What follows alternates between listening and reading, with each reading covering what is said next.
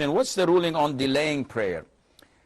The word delaying prayer is a little bit vague because for men, it is mandatory upon them to pray in the masjid. The Prophet told the blind man, and the hadith is in Sahih Muslim and elsewhere, do you hear the adhan? The blind man says yes. He said, you have to respond. There is no excuse for you, none whatsoever. So men have to pray in the masjid. If they skip praying in the masjid for a legitimate reason, then they're not sinful. Yet they must pray within the parameters of the prayer, because each prayer has a specific time for it. Allah says, Inna salata kanat ala al-mu'minin kitaban mawquta. Verily that prayer has been prescribed at for the believers at specific timings. So Fajr, when the break of dawn is seen and observed, begins, and it ends when the sun begins to rise.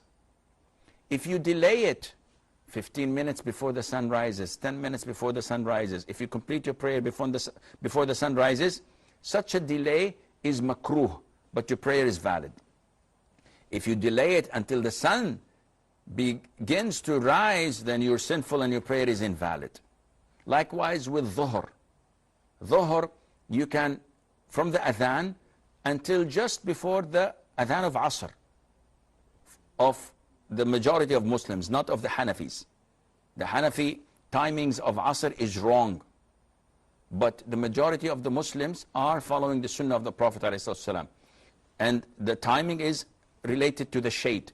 So the Asr time begins when the shade of an erected object is equal to its length.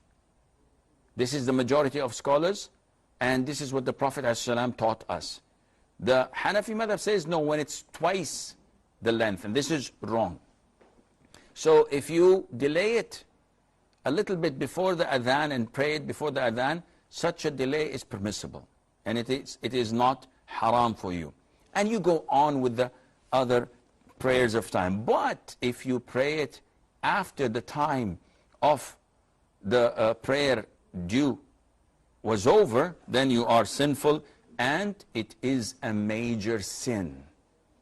It's not something to be taken lightly.